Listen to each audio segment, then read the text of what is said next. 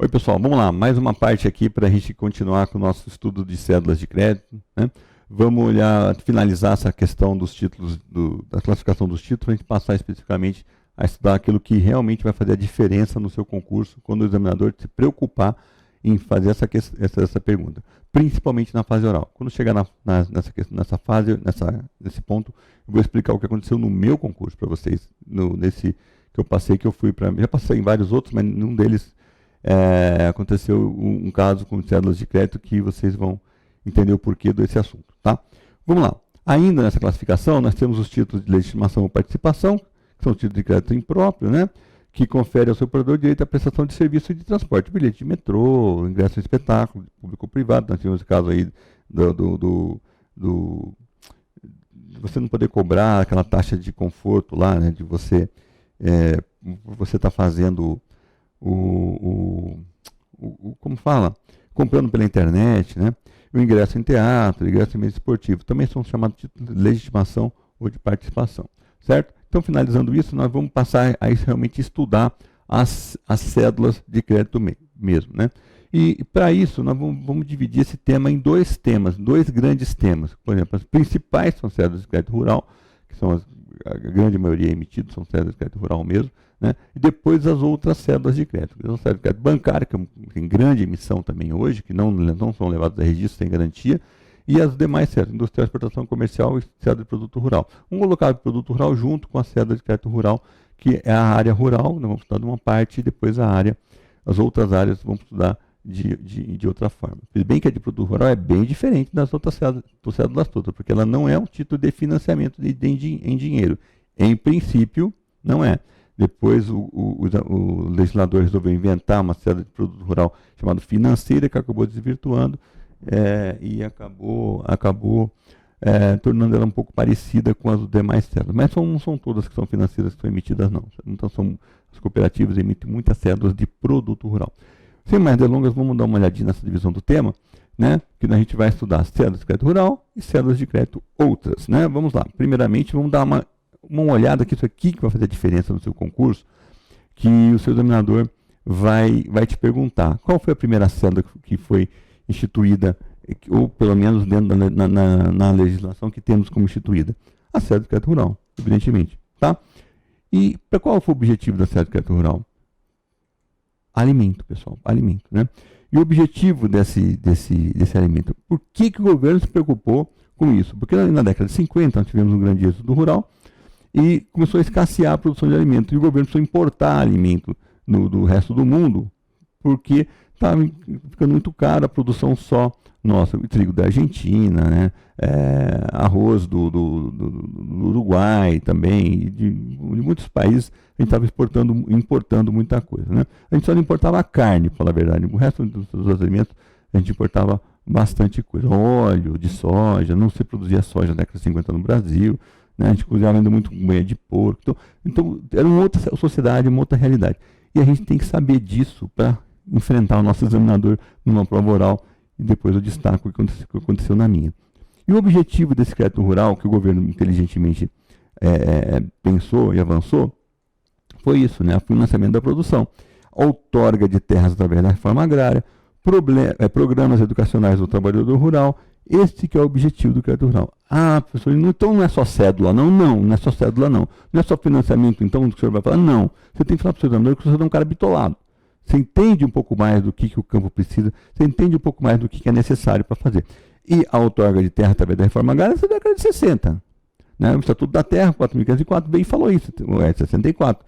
Só me engano, foi logo depois do governo militar ter se instaurado no Brasil. Né? E esse projeto de lei, que virou lei, né? O Estatuto da Terra, são dos militares mesmo. Não foi uma coisa que veio lá na década de 30, que foi 30 anos para ser aprovado, não. Foi uma coisa rápida que eles aprovaram porque eles queriam o quê? Colonizar o interior do Brasil. O interior do Brasil estava o quê? Sendo o quê? Esvaziado com o êxodo rural.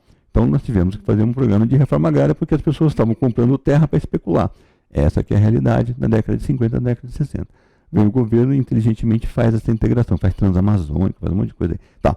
Programas educacionais do trabalhador rural. Não adianta você colocar o trabalhador rural no campo se ele não tiver um apoio para ele fazer aquilo com a expertise necessária para a produção, para a melhor produção, para a maior produção, com mais qualidade, e consequentemente barateia o preço e todo mundo sai ganhando, certo? É a chamada economicidade da educação. A educação tem um fim econômico, né?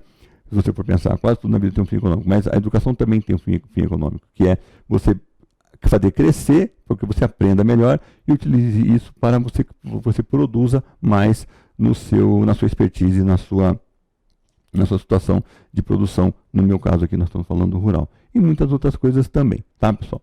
E aí, nós vamos tratar nessa aula as cédulas rurais como uma das formas de financiamento, da produção agropecuária, que é o que nos interessa aqui nessa classificação do número 1 do estudo das cédulas de crédito rural. Vamos estudar essas cédulas, as 4 cédulas, né? Mais a nota, inclusive a cédula de produto rural, junto com a cédula de crédito rural pinguratício, hipotecária, mista e a de produto rural. São as 4 cédulas, tá? Mais a nota de crédito rural. São 5, a nota a gente vai falar um pouquinho também. Objetivos. Vamos nessa? Estimular os investimentos e ajudar no custeio da produção e comercialização de produtos agropecuários. Previsão, o nosso velho, querido, bom decreto 16767. Excelente decreto, pessoal, também. Excelente. O governo, na época, engraçado, né? Como que fazia as coisas rápido e dava respostas rápidas também, né? Nada contra, nada a favor de ser A, B ou C que está no poder, mas só para vocês terem noção de como essas coisas funcionavam e as respostas eram mais rápidas, as tramitações eram mais rápidas. Quando eu dou uma aula de documentos também, eu falo, né, como é que essas coisas eram bem rapidinhas, né, no começo do século XX, né, as coisas, você fazia uma lei agora, o decreto saía alguns meses depois, tudo muito rápido, parece que o decreto estava pronto para ser publicado, né, então é bem interessante como que as coisas funcionavam bem antigamente e hoje as coisas demoram demais até para funcionar. Vamos lá, destinação, financiamento da atividade rural. Forma, dá-se quando o emitente promete o pagamento em dinheiro, com ou sem garantia cedularmente instituída ou constituída, certo? Em contrapartida a um crédito obtido e que deverá ser destinado a fomento da atividade rural. Isso que é? Ah, professor, você fala assim, cedularmente constituída. Que raio de cedularmente constituída? Meu amigo, é muito simples. Eu tenho um título de crédito. Impróprio que seja, mas eu tenho um título de crédito. Tá? Esse título de crédito, de forma geral, tá? Pelo amor de Deus, todos são títulos de crédito. O 167 mesmo, nós vamos ver que na própria lei não fala que é título de crédito. Mas vamos lá. Eu tenho um título de crédito. E ele, que é a relação obrigacional principal, A e B, credor e devedor, ele tem uma garantia acessória. Essa garantia acessória está no próprio título. Qual é o problema? A nota promissória com a garantia acessória. Não pode ter uma hipoteca na nota promissória, tá? Não pode. Eu tenho que emitir uma cédula, se for o caso. Tá? Mas eu tenho uma nota promissória, tá? Dou em garantia o meu imóvel que ficará hipotecado para o credor. Você põe no verso da nota promissória. Qual que é o problema nisso? Um monte de pergunta. É muito difícil esse negócio de cédula. Que absurdo, né? Por que esse negócio existe? Só porque na prova a gente me ferrar. Não é isso não. Pelo amor de Deus, não é para isso não. É muito simples. É uma relação creditícia, uma relação obrigacional creditícia de A e B. Credor A é credor de B é devedor. Ele não quer ficar só com essa relação, ele precisa de algo mais. Que algo mais que ele precisa? Uma garantia. Tem aqui essa relação A e B aqui, eu preciso acessoriamente uma garantia. E é isso que eu quero, uma garantia cedularmente. Qual que é a forma? Não a nota promissória? Não, é na cédula. Então fala cedularmente constituído. Não tem como esquecer isso. Não tem como. O seu examinador não tem como te pegar nisso. Não tem como te pegar, tá? Isso aqui, se ela é rural, é para o fomento da atividade rural, evidentemente, tá? Beleza? Vamos lá para frente. O financiamento, o artigo 2º do decreto, né? O 67 o emitente da cédula fica obrigado a aplicar o financiamento nos fins ajustados, devendo comprovar essa aplicação no prazo e na forma exigidos pela instituição financiadora. Ora, qual que é o problema também? O emitente, quem é o emitente? É o devedor. Eu vou lá no banco e emito a cédula. Eu peço o dinheiro, eu não vou imprimir a cédula na minha casa, tá, pessoal? Não é igual o cheque que você carrega ele no bolso, ou a nota promissória carrega ele na sua carteira, a letra de câmbio você carrega na sua carteira, né? Nem duplicata você também carrega na carteira, tá? Como se fosse um duplicata. Quem emite são as empresas que emitem, né? E eu, emitente, chego no banco, volta aqui para mim, o emitente chega no banco e fala assim, ô banco, Por favor, eu preciso de 100 mil reais. Ele falou assim, e que garantia você tem que me dar? Tem minha casa. Então, traz a certidão de matrícula da sua casa? Sim. Está aqui a certidão de matrícula da minha casa. Está no prazo de validade 30 dias? Tá. Então, está aqui. Me dá aqui a certidão de matrícula. Vou pedir o gerente do banco fazer a avaliação. Aí o gerente do banco olha, nossa, essa casa aqui tem 300 metros, um exemplo, né? Deve valer mais de 100 mil. Mas vai que é numa quiçaça lá no fundo, 300 metros, está tudo já abandonado. Então o engenheiro vai lá, faz a avaliação. Não, a casa do solicitante do empréstimo, que ele vai falar assim, né? Do emitente da cédula, vale 400 mil. Está pedindo 100, pode dar sem problema nenhum. Aí ele pega aquilo, emite a cédula e diz que ficará em alienação fiduciária, fica lá em hipoteca a casa do emitente da cédula, tal, que oferece ao banco. Eu, emitente, vamos supor que sou eu o emitente, você o emitente, você oferece o seu bem em garantia ao banco. Tranquilo assim, tá? Só que a instituição financeira que vai ter os parâmetros. Assim, então, esse negócio de ser emitente, Isaías, nada mais é, olha que engraçado, né? Nada mais é que uma ficção, né? Porque quem faz a cédula é o banco. Sim, quem faz a cédula é o banco. Eu não posso fazer na cédula da minha casa, que nem eu preencher o cheque da minha casa e levar para o banco. Eu preencher a nota promissória e levar para o banco. Eu preencher a letra de câmbio e levar para o banco. Nada disso, tá? Quem faz é o banco. Por quê? Aí a questão, né? Eu sempre tinha um professor que falava assim, o direito é a ciência dos porquês. Por que isso é assim, né? Evidentemente que eu tenho um problema aí, né? Eu tenho uma questão aí para ser resolvida, que são os juros. O dinheiro, o banco tem o dinheiro, seja qual linha que ele tem esse recurso, seja ele do Bacen, seja de recursos próprios, seja do BNDES, não importa, ele tem esse dinheiro. Aí, o que vai acontecer? A política do banco, a política governamental, que vai dizer, olha, eu preciso dar esse dinheiro a juros mais baixos para plantar soja, para plantar arroz, para plantar feijão, para cana, para produção de álcool. Por quê? Porque está em falta no mercado. Então ele diminui os juros para que os agricultores, nesse meu caso, tá? Pode ser pecuarista também para porco, gado, frango, tá? Não importa. Vamos colocar no caso do agricultor. Ele vai lá e plante aquilo que está em falta no mercado, porque o preço está alto. Então ele pega os juros mais baixos, ele aproveita e em 6 meses ele dá a resposta para o mercado, que é a hora da colheita, normalmente, né? Se for colheita de arroz, 6 meses, se for de milho, 6 meses, se for de cana, 6 meses, se for, praticamente as colheitas são 2 colheitas ao ano, né? Então ele dá a resposta. Então o preço do mercado baixa, ele pegou uns juros mais baixos, eu já peguei cedo lá com juros de 2% ao ano, pessoal. Por quê? Não lembro qual era o produto, só não sei se era gado, não lembro a época. Eu creio que não é 2% ao mês, é 2% ao ano, cara. Pegou lá, um exemplo, 100 mil reais, ia pagar 102 mil reais depois de um ano. Porque ele precisou aplicar os 100 mil reais na lavoura dele, porque aquilo estava em falta no mercado. Isso é normal acontecer. Então, a política é do governo, que vai dar. Agora, quando um recurso é próprio do banco, ele vai emitir uma CCB. Não uma cédula de crédito rural, ou industrial, ou exportação, ou comercial. A política é do próprio banco. Aí a CCB ele coloca os juros que ele quer. Os juros normalmente são mais altos que as cédulas de crédito rural. Beleza? Então, temos que andar para frente, que isso aqui tem bastante coisa para falar para vocês aqui, tá? Para frente. Vamos lá. O 7º do Decreto-Lei 16767. O credor poderá, sempre que julgar conveniente, por pessoas de sua indicação, não só percorrer todas e quaisquer dependências dos imóveis referidos no título, como verificar o andamento nos serviços nele existentes. Né? Neles com acento mesmo, conforme está na lei. Eu copiei na lei para vocês aí. Olha que interessante. Eu, credor, eu sou o banco, você é o emitente da cédula, o devedor. Tá? Você pediu, vou contar um caso que aconteceu com o sogro da minha tia. Ele tinha uma área rural, não sei quantos hectares, mas não importa, e ele pediu um dinheiro para o banco para plantar arroz, que na época o governo estava dando muito recurso para plantio de arroz. E ele tinha lá X hectares, vamos dar um exemplo aqui, 10 hectares para plantar arroz. E ele plantou 9 hectares. 9 hectares. Por quê?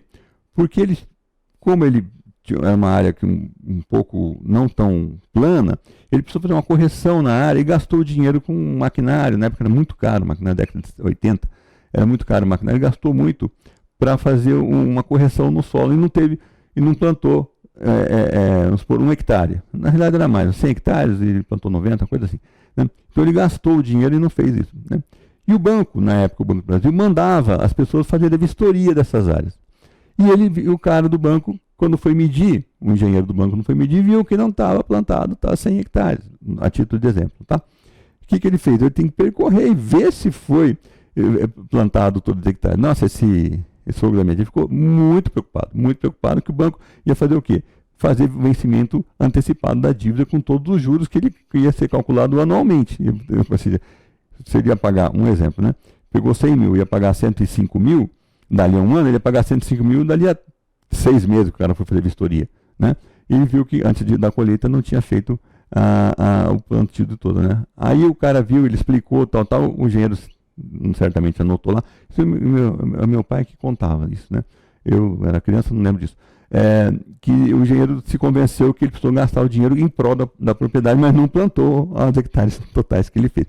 Mas o banco podia até fazer um vencimento antecipado da dívida, que estava previsto cedularmente, entre aspas, no contrato, né? Que ele fez com o banco. Não é contrato, tá? É título de crédito impróprio, não é contrato. Beleza. Vamos lá. O crédito rural se destina ao financiamento da atividade de custeio, das despesas normais de cada ciclo produtivo. Investimento em bens ou serviços cujo aproveitamento se estenda por vários ciclos produtivos ou ainda na comercialização da produção. Professor, na comercialização, você está falando em crédito rural para comercializar a produção? Estou falando isso mesmo. Por quê? O que adianta eu produzir se eu não tiver como escoar essa produção? O que adianta eu escoar essa produção se eu não tiver como distribuir depois para o varejista?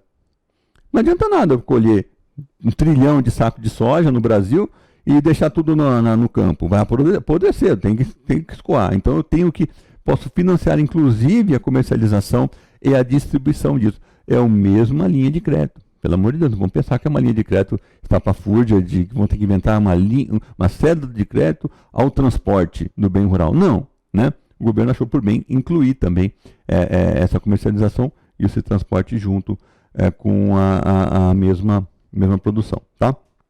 Tranquilo, né? Não precisamos nem falar mais disso.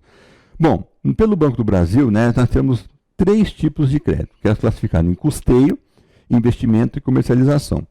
Por isso que eu falo para vocês, né? O que é custeio? É para eu investir na plantação. Eu vou comprar semente, vou comprar adubo, vou fazer reforma de pasto, eu vou fazer manutenção de maquinário. Isso é custeio. E investimento é aquilo que eu vou aumentar a minha área plantada, vou fazer, comprar mais um pedaço desse dinheiro, uma área para fazer um investimento maior.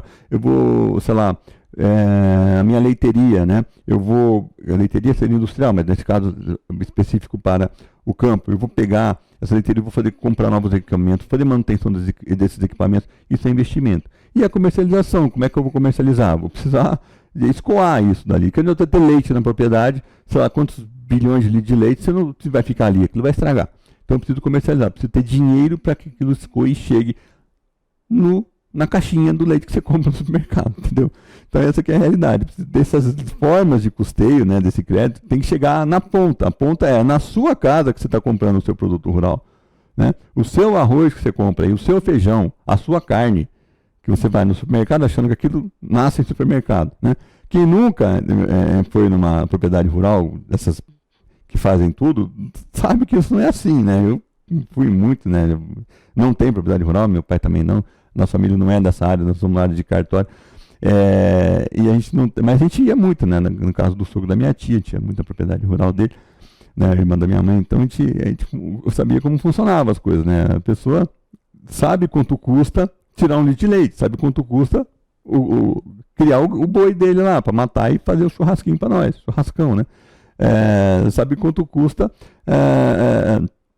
plantar o arroz dele, o feijão dele. Né? Na época era tudo plantado, ninguém ia no supermercado, na venda, na quitanda para comprar as coisas. Né? Comprava coisa que não tinha. A banha de porco era feito lá, não se usava óleo de soja, né? Nessa época. Então era tudo feito lá. Então não nasceu no supermercado essas coisas, pode ter certeza. Tem uma grande cadeia por trás para chegar lá no supermercado para você comprar a caixinha de leite bonitinha. Né? Você tem uma grande cadeia por trás do mercado, você pegar o pacote de arroz de 5 quilos e levar para casa, o arroz lá, urbano, sei lá qual é o nome da marca que tem, sem propaganda nenhuma, pelo amor de Deus, mas você levar um arrozinho lá para sua casa. Né? Sabe, tudo que está por trás disso, às vezes vem de um crédito rural, de alguém, que o cara só embalou com o nome do comercial do arrozinho dele lá. Mas não é assim que funciona. Beleza? Vamos para frente.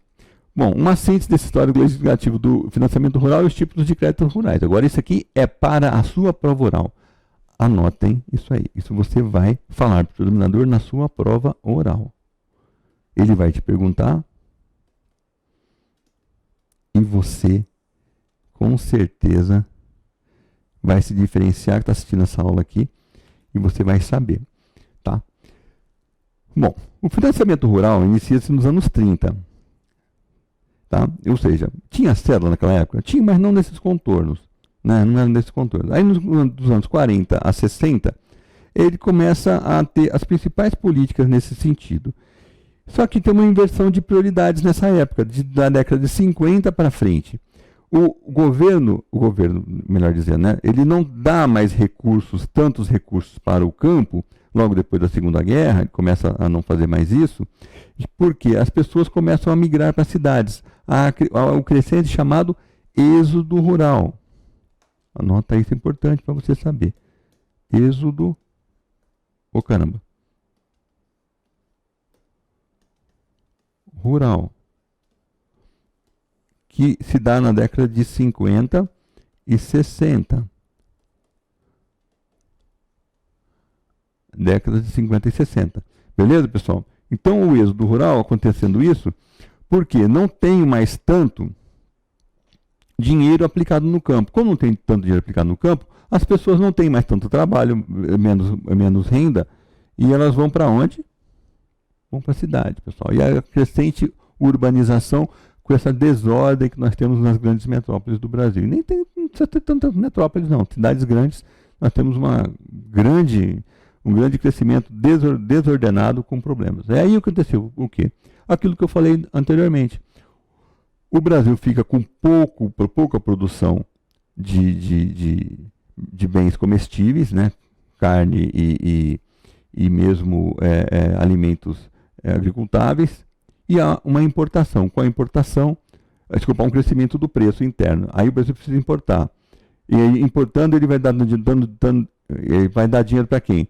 Para o produtor lá da Argentina, do Uruguai, dos Estados Unidos, lá de onde ele importou esse produto, né? O arroz do Uruguai, trigo da Argentina, né? Principalmente foi essas as grandes importações que nós fizemos nessas décadas, né? Feijão também importamos da África, de tudo quanto é canto. E aí o que aconteceu? Em vez de dar o dinheiro para o produtor de lá, eu pensei, epa, alguma coisa está errada aí. Eu preciso voltar a dar dinheiro para o produtor rural. Por quê? Eles estão se dando bem lá, produzindo em grande escala e vendendo, enriquecendo, enquanto o povo brasileiro está perecendo, né? ainda há miséria com relação a essa questão rural também. E aí, o que aconteceu? Rapidamente, com poucos recursos nos programas de investimento na agricultura, acarreta um período de crise, né? Que teve uma famosa crise de abastecimento de alimentos em 1959. Eu não estava vivo, nem vocês, né, praticamente. Pode ser que alguém esteja vivo nessa época, mas nossos pais certamente estavam vivos nessa década de 59, aí, nessa época, os avós, e eles devem lembrar dessa crise de abastecimento. Tudo era muito caro, E aí, o que aconteceu? Com esse encarecimento, eu preciso realmente investir no campo. O governo falou, fiz alguma coisa errada aqui, eu preciso parar de investir em casa e voltar a dar dinheiro para onde eu produzo, senão o povo vai passar fome. Vai ter uma convulsão social. O governo pensou bem nesse final da década de 50, início da década de 60, muito bem pensado, nem sei quem era o presidente, não interessa, a parte política não nos interessa aqui, mas nos anos 60, ele cria um conjunto de medidas com o objetivo de estimular a produção agrícola brasileira, fortalecendo a situação financeira dos produtores rurais e propiciando a adoção de tecnologia moderna no setor rural. Moderna para a década de 60, né, pessoal? Não estou falando moderna para a década agora de 2020, 2019, não estou falando nada disso, tá? Mas para a década de 60 era moderna. A mecanização do campo para uma maior produtividade. Então, o direito à economia, a gente tem que pensar sempre nisso. Você vai falar isso para o seu examinador também. Então, vamos para uma prova oral, vou anotar aqui, ó. Direito / economia.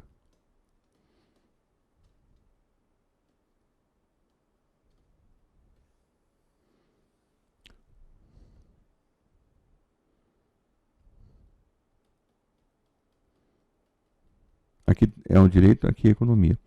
São duas faces da mesma moeda. Tá? O que a gente tem que entender? Vou passar para vocês, ficou Mais ou menos. Não, eu não sou bom de desenho, mas vocês vão entender. O direito e a economia são duas faces da mesma moeda. Eu não posso ter uma economia claudicante e um direito que também não a acompanhe. Nem um direito claudicante como uma economia pujante, porque ela vai uma hora falhar, né? Então eles têm que caminhar juntos. E aí eu precisava do quê? De ter uma sólida legislação que pudesse crescer essa economia. Uma legislação no mínimo satisfatória, não é sólida não, tá? No mínimo satisfatória que pudesse crescer essa economia. Por isso que o governo se preocupou nessa época em fazer esse tipo de ação, tá? Bom, o marco legislativo, né, um dos marcos, né, foi a Lei 4829, vou passar para vocês aqui, de 65, criada com esse objetivo, que estabeleceu que 10% dos depósitos à vista dos bancos comerciais deveriam ser alocados aos empréstimos agrícolas. Olha, a crise foi instalada o ápice da crise em 59. Aí o governo vem e começa com o próprio banco do governo, que era o Banco do Brasil à época, não existia a Caixa Econômica, era, e os bancos estaduais, e começa a oferecer recursos mais baratos para os produtores rurais. Mas não funcionou, porque eu tinha um sistema bancário muito forte do privado. O Banco do Brasil não era tão forte assim nessa época. E o que aconteceu? A Lei 4829, ele diz o seguinte, 10% de todos os depósitos que estiverem à vista, eles têm que ser empregados no meio rural. Entendemos? Olha, cara, para quem empregava menos de 1%, empregar 10%, é praticamente 10 vezes mais, né? Foi uma grande coisa para o campo. Aí a resolução do mesmo ano, de 1965, aumenta para 75% e garantiu que as taxas de juros cobradas nos empréstimos rurais seriam limitadas a 75% das taxas cobradas nos empréstimos comerciais. Pessoal, isso é uma extrema invasão, mas era normal para a época, hoje, pensando nesse liberalismo que se fala aí, extrema invasão estatizante do crédito. Você estava realmente fazendo com que aquilo fosse feito de uma forma que o banco, eu estou aqui para ganhar dinheiro, não estou aqui para emprestar dinheiro para nada, né? Você precisa ter a autorização do Banco Central para você funcionar o seu banco. Agora, se você quiser funcionar, para emprestar os juros altos lá, você vai ter que emprestar juros baixos aqui. Então vai diminuir sua lucratividade, sim, mas vai ajudar o Brasil a crescer. Porque se o Brasil não cresce, você também perde dinheiro. Assim foi o pensamento do legislador à época. E eu acho que foi muito acertado esse pensamento da época. E o resultado dessa nova política de crédito foi o aumento dos recursos para financiar o crédito rural, bem como o maior interesse das instituições financeiras em conceder empréstimo. Se você for pensar hoje, você fica imaginando o que será que se pensou para chegar nesse ponto, né? O que o banco, o Banco do Brasil, os outros bancos, todos, o Banco do Brasil é o banco estatal. O que será que eles pensaram para chegar nesse ponto, né? Mas chegou. E aquilo foi muito interessante para nós também, tá? Vamos acabar rapidinho mais isso aqui, o tempo já está quase se esvaindo. Vamos falar depois na lei 454 de julho de 37, bem antes disso tudo, né? Lá autorizava o Tesouro Nacional a subscrever novas ações do Banco do Brasil, até a importância de 100 mil contos de réis, e a emitir bônus para financiamento da agricultura, criação mesmo, está na lei assim, e outras indústrias, seria a criação hoje, tá? Aí o decreto de 38, né, dispõe sobre a tomada de bônus emitidos pelo Banco do Brasil para financiamento da agricultura, criação e outras indústrias. Nós temos esse decreto, olhem como a coisa vai evoluindo, né? 37, 38. Aí, o decreto 1003, de 29 de dezembro de 38, dispõe sobre o penhor agrícola e dá outras providências. O decreto 2611, de 20 de setembro de 1940, depois sobre recurso da carteira de crédito agrícola e industrial do Banco do Brasil e também dá outras providências. O decreto 6212, de 20 de setembro de 1940, olha como a coisa vai avançando, né? Ainda, dois decretos, um da mesma data, 2611 e 2612, dispõe sobre o registro do penhor rural. Lembra que nós estamos em 1940, e em 1940 nós estamos dentro da segunda lei de registros públicos, que é o decreto 4857 de 39, né? Então nós estamos dentro da lei de registros públicos, nós fazíamos o registro disso. A primeira lei foi de 1928, a segunda de 1939, tá? E depois nós temos a lei 4595 de 64, que cria o Sistema Nacional de Crédito Rural por meio da 4829 de 65 também, que é a institucionalização do crédito rural e o decreto 58.380 de 66, que aprova depois o regulamento do crédito rural. Beleza, pessoal? Daqui a pouco a gente volta com continuação dessa matéria aqui introdutória, mas vocês vão entender o porquê disso vai te fazer ser diferenciado numa prova oral no concurso também, tá? Até daqui a pouquinho.